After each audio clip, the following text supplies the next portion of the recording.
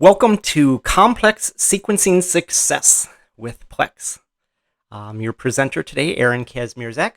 I am a senior systems engineer with Blackhawk Systems. Blackhawk Systems is based in Sterling Heights, Michigan, and we have been in the sequencing and shop floor automation customized solutions business for about the past 22 years. And we pride ourselves on being agile, quick to respond to customer needs, not only our customers, but the customers of our customers who often are passing requirements along. We specialize in complete offsite implementations, and we have been a partner with Plex since 2020, and so we're excited to be a part of PowerPlex 2021 Unstoppable. As we do our session today, we are going to be looking at a case study that we have done with a Plex partner, or a Plex customer, I should say, Mitchell Plastics. Mitchell Plastics is an automotive parts supplier of plastic parts based in Kitchener, Ontario. About 2,700 employees. The plant that we are going to be discussing has about 500 of those employees. Now, as our session goes on, we are available for chat, and not only the Blackhawk people, but there will be some Mitchell Plastics people also who are Plex users. And so we're happy to answer any questions or to be discussing with you, particular things that you are doing in your sequencing situation, and just to be able to answer questions or whatever we can as this goes on. So feel free to pop us any questions you have. As we sat down with Mitchell Plastics to discuss the implementation of a sequencing solution, we first wanted to really define what were the challenges of sequencing that they were encountering. First of all, they had multiple ship-to destinations. We were doing Ford ILVS sequencing, and they were shipping to two different plants, to Ford Oakville in Chicago and to a Michigan plant. So we had to be able to handle going to multiple destinations and then receiving multiple 866 EDI documents and then taking those documents and dividing them up to send the right parts to the right sequencing line, because we had multiple part families being packed simultaneously, either in a build in sequence situation or a pick and pack sequence situation. And so we're receiving 100,000 plus blend requests, and a blend request is what Ford refers to as their when they're requesting a part to be sequenced into a container, that is a blend request. So they're receiving vast amounts of parts multiple times a day on these documents that we then have to be processing and handling and properly assigning to the correct sequence lines. Multiple part families being built in sequence, and then having to put those different part families onto a trailer for shipment. It's not a situation where we have just one sequencing line that is supplying all the parts, and that all those parts are going to fill one trailer, and then that's going to go off. Here, in some cases, we have 10, 11 lines that are all going onto the same trailer. So getting them sequenced to the trailer properly, load scanning that material to the trailer.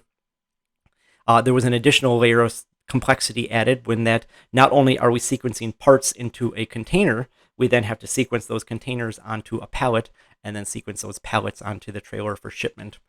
So just many layers of complexity that had to be managed and dealt with.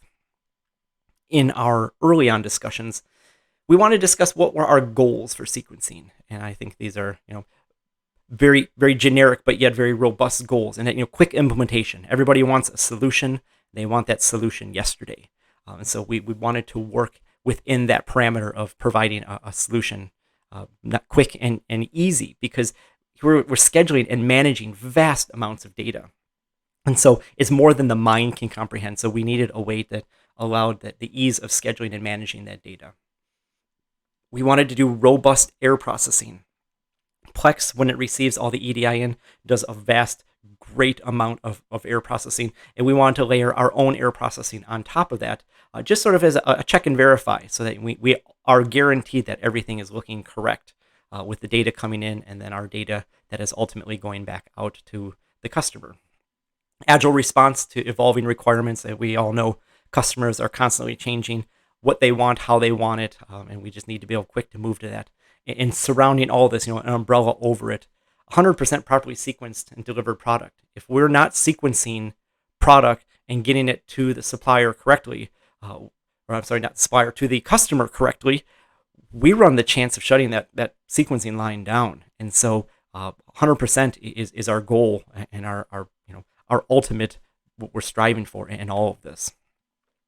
Now, where Blackhawk and Plex sort of work in together is, Plex does what it does excellent. And so we sort of wedge ourselves in as a gear that is helping Plex and helping the customer or whoever is doing the sequencing to just strive for sequencing excellence. We're not trying to take over what Plex is doing. We know as a Plex user, you're very comfortable with that whole world of what's going on the system. And we just want to sort of wedge ourselves in to enhance where we can and to really make Plex shine and to simplify where we can.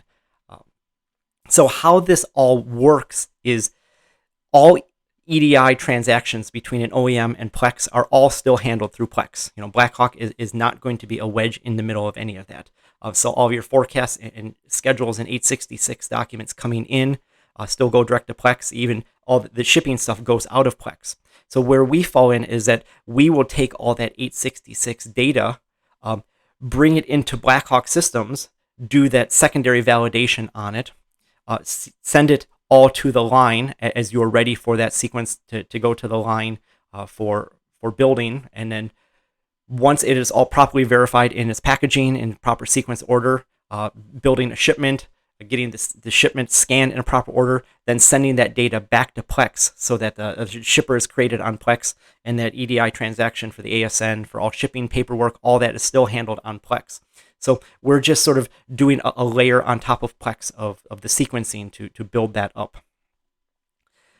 So for our case study today with Mitchell Plastics, we're going to look at 4 main challenges that we ran into and how we were able to solve those and to really make the implementation with Plex and forward ILVS processing a true success. First of all, we're going to look at the forward inline vehicle sequencing, the ILVS, the parse and import, which is bringing all that EDI data into Blackhawk systems and doing our validation on top of that. We're going to look at inventory management and how are we managing our inventories on Plex, because as I said, ultimately, if that data is not on Plex, then you can't do anything with it. And until you have those containers correctly on Plex, you can't ship them out of Plex. So we wanted to be handling all the inventory management properly. We want to look at shipping multiple part families with trailer management, taking those multiple lines. How did we build up our trailers so that they're going out to the customer in the correct sequence order? And then any of the air proofing that we do on top of the data to make sure that everything is correct. So those were our challenges that we tackled. So challenge number 1, how to map multiple large 866 ILVS documents with 100,000 plus sequenced part requests to 22 individual sequence lines. We wanted to get the data to the lines in a timely manner, but also with as little user intervention as possible. If a user has to be constantly pouring through the data and checking it and putting their own validation on it, that just wasn't going to work with the vast amounts of data we were working with. So what we came up with was a solution that we called part masking. Part masking is taking that 866 data, so we're receiving a sequence of parts coming in, and it's a whole ton of different parts with different part families, and finding a way to layer a mask on top of it so that we know, okay, the first part in the list is going to get sequenced to line A, and then the second part is going to get sequenced over to line D. And so we wanted to do this so that there wasn't anything required on Plex to define where a particular part goes. And the reason why we wanted to do that was when we have the scenario of new parts showing up, if that part is not properly set up on Plex, defined to a specific line, say a scheduler forgot to put that data into Plex, if we're relying on that data to be there, then that part can be forgotten. And so we wanted to use the data that was actually coming from forward to build up how are we defining our lines that are building the sequence material. So for example, I have highlighted there the H4D5 part number, and I assigned a arbitrary sequence number to it. Our part masking engine would be able to look at that middle part of it and say, okay, the S044D70, all parts that are like that mapped to line A. And so our engine would then automatically take that part, map it to line A, and then go on to the next part and see where does that one go. The second one is a little less specific because really we were able to find that part family just by the 3533 in the middle. And so we know that anytime we see in the middle part of that, the B353360, we saw the 3533 in there, so we know that it maps down there. This allows us to take every part, map it to the line that it goes to. We also put an extra layer of validation on there so that if any part shows up that does not meet any of the masking, then we immediately stop the import and parse process, and it'll notify real time the schedulers, the users, whoever needs to have notification of that, hey, there's a part that shows up. We don't know which line it goes to, so we're not going to do any more importing until that has been corrected and defined. Because we run the risk of this new part is supposed to be in a slot on a container somewhere, but if we don't know where to put it, then we don't want to have any of those containers that are scheduled for sequencing built up until we know exactly where that is supposed to go. So that notification happens real time so that that can get corrected. We can either redefine the masks, or if this is a new part going to a new line, that we can define a new mask for it so that that could then be properly sequenced and shipped out to the OEM. How this looks in Blackhawk is in our sequence scheduler, which is a real-time scheduling module where we allow all the different lines to be defined. So we see down here, the list of 1, 2, 3, 4, 5. These are all of our different sequence lines out there. In parentheses, we see the mask that has been defined for each of these lines, so that as data is brought in, we have line number 5 selected right now. So when we select line 5, we can see in the part number column, here's all the parts that have been brought in, and we see the middle part of that matches the mask, so that that material can then be validated. It can be built up into its containers, sent to the line, so that the line knows, okay, we're building these 10, 15, 30, whatever quantity of containers for this particular shift. And then we know that is all in proper sequence order.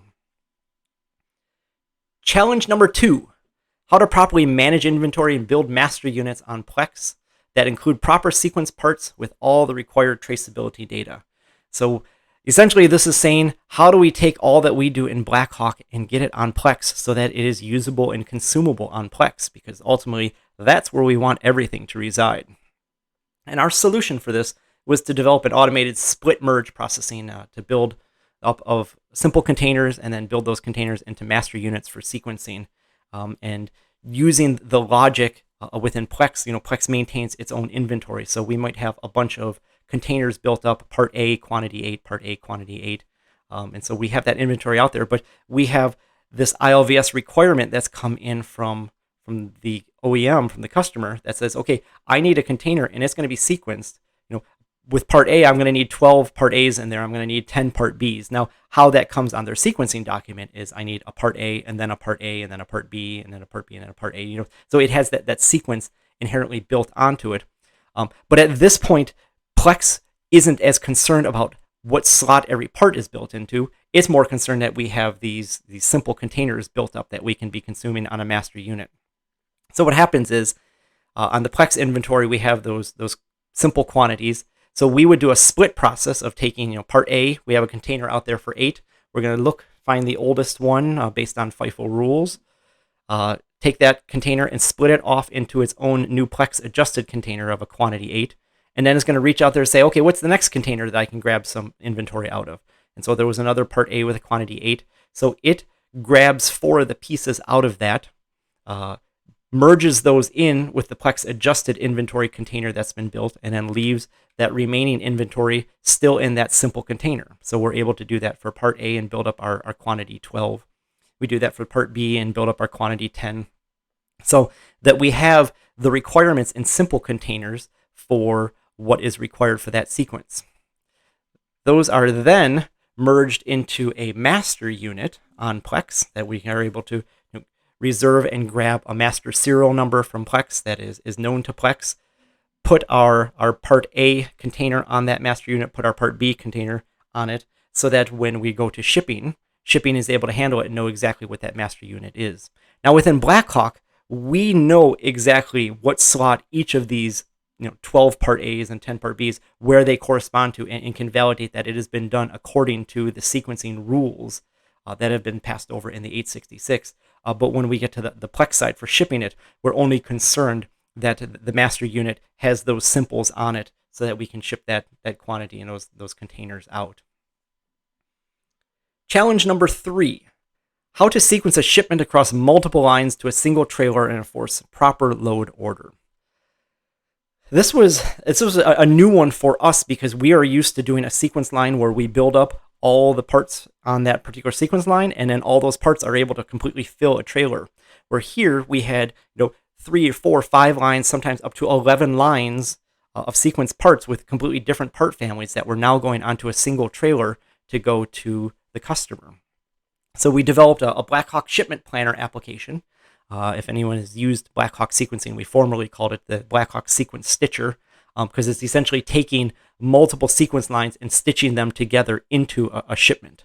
I thought shipment planner was a little bit more of a grown-up name for the program. So what this looks like is within the shipping application for Blackhawk, we're able to present a list of all of the lines and then all the containers that are currently assigned to that line and being built. In real time, we're able to show what is the status of those containers. As we see on the left side of the screen for containers that are not assigned to a shipment, there's a lot of little gray boxes there, and we see in the key in the upper right that these are all scheduled. Well, real time, we can watch as they go through being in process, packed, and they're ready to be loaded onto a particular trailer. So we can select our items. So you'll see for line 4, there's a bunch of items selected, and then click on schedule as if we have on the right side a trailer and a shipment defined, and then that just adds those particular sequence containers onto the trailer. On the right side, we are allowed to go ahead and sequence our different lines where we want it on the trailer. As the customer may want, line 1 and 2 to be closest to the door, because that's our parts that they need to get to the line the quickest, or stuff to the back, may get routed different ways. So really the customer will define how the truck should be packed, and then we can layer those rules on top of sequence planning, or allow you to do your own variant of how you want to pack that particular shipment based on what the customer has required for any given truck going out.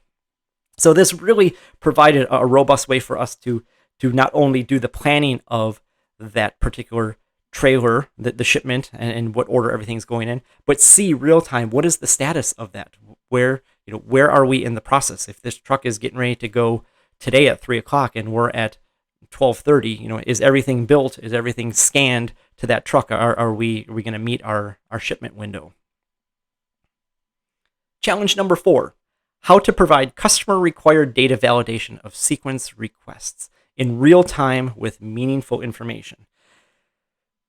Within Ford ILVS sequencing, there is a myriad of rules that Ford says they require their vendors to do on the data that they send. They always say, we are pretty sure that all the 866 request data is correct, but we're leaving it to you to check that and make sure that it's correct. And so we developed a whole important data validation reporting application that takes that 866 and is able to do those rules of checks on there. Like, for instance, Ford says, we want to check and make sure that if we send a request over, that there's actually a quantity on it. If something comes with a 0 quantity, you need notification of this right away, because it doesn't make sense to be sequencing a 0 quantity of something. Processing ship date changes. This was a huge one for Mitchell Plastics, because if you are scheduling parts for sequencing in your production area, if those ship dates are being pushed out further and further, that doesn't affect the plant quite as much. But if those ship dates are being pulled sooner and sooner, and we don't have real-time notification of the moment that those ship dates change, then we could potentially be missing our ship windows. And so we needed a way to right away notify all the users, hey, these containers which are scheduled for being packed and are due in 2 days, well, the customer has now bumped that up, so it's due tomorrow. So we need to get that on an earlier shipment, an earlier trailer going out. Detecting of engineering changes, missing part conditions. This is one of those things that Ford does where they say, hey, we're going to build a car, but we don't really know what is going on that car yet. So we're just going to send sort of a placeholder part request for it. And then we will notify you at a later time what that exact part is to be. And so we allow it to check for that XXX part condition, and then notify the user that that has shown up, so that they need to contact Ford to find out what exactly they're supposed to do with that. Extra part condition, if Ford mistakenly requests two of the same part for the same VIN number and they're not supposed to, we need to be able to check for that and make sure that, we don't want to be scheduling and inserting two parts, because that's going to throw our whole sequence off. Skips and blends. If we are making every single part for a line of cars that are being built, we want to make sure that there are no skips in that sequence. And if there are, we need to notify someone of that right away, because that's a serious condition that could be, again, shutting down a line real quick if we're missing a bunch of parts. Trailer loading, putting the multiple shipments together in sequence line and blend request into single shipment. Highlighting and separating 9000 series blends. This is a Ford specific thing, where when they do a special build of something, either pre-build or they're doing a changeover, so they want to make some test parts, they'll do a special request of sequence at what they call the 9000 series. And we just have a way to highlight those, separate those out, so that we know that they need special handling, special processing. Where they get loaded in a trailer is special. They always have to be the first thing out of a trailer, so that we are able to identify all of that. And really, with Blackhawk systems, we check everything within the 866 with your EDI documentation. So since we check everything and do all these rules, we do allow the user to manipulate it and to layer additional business rules over the top of this. Sometimes there's the 866 requests coming across for a part number, but there's additional rules that are like, secret unspecified rules that then need to be applied. So say you're building up a specific part, but within that part, there can be different variants of wire that is for different lengths, because if different vehicles need different lengths of wire on that. So how do we layer these additional rules that are not stated in the EDI document coming across to us? How do we handle that? And so we allow, once that data is pulled into Blackhawk, it to be manipulated and changed how it needs to be to specify to the specific OEM requirement. Each time an EDI document is processed and all that error checking and import is done, we send out an error report. Just to say, hey, everything is running great. All the information we got came through. We email this out to whatever specified users the plant needs, to say things are great. Or we found issues within the 866 that, we received a blend, but it's out of order because you have other blends you're building that are past this particular one. Or we've received a request to build a part, but there's not an active blend, not an active release on Plex for this. And so we have reached into Plex to verify that everything is correct with the data on Plex too, because maybe we did an import of that, but the import failed, and so those releases were not generated as they need to be. If blends were requested and then deleted and then undeleted, which we often see within Ford data coming across, we notify that, hey, something's been deleted, something's been undeleted. How do you want to handle this? As I said earlier, we in Blackhawk Systems, we really position ourselves as a solutions provider. Yes, we do software. We write software, day in and day out. But our main goal is to provide that solution and to provide that customization and provide that comfort level for any of our customers, that they're able to use the software and feel confident that what they're doing is rock solid and robust. So just a couple quotes that we got from Mitchell Plastics, the production manager and the ERP manager. But over and over again, we're just told how they appreciate the level of support, the level of customization, and the level of ease that we're able to do, and how we integrate so seamlessly with Plex, that we're able to get everything in Plex that is needed, so that they're able to do their shipments just like you normally would. There's no additional layer of work that is done when doing this complex sequencing through the Blackhawk system. And so we pride ourselves on that and on being a true solutions provider. So if you would like to continue the discussion of sequencing and how you're doing sequencing with Plex, or if you're not doing sequencing with Plex, how you would like to consider doing sequencing with Plex, please include us in those discussions so that we can talk with you and really find out what are your needs, what is it that you feel is important for you and how you do sequencing, and let us come alongside you and see if we can make that a success with customized solutions or with using solutions that are proven, tried and true.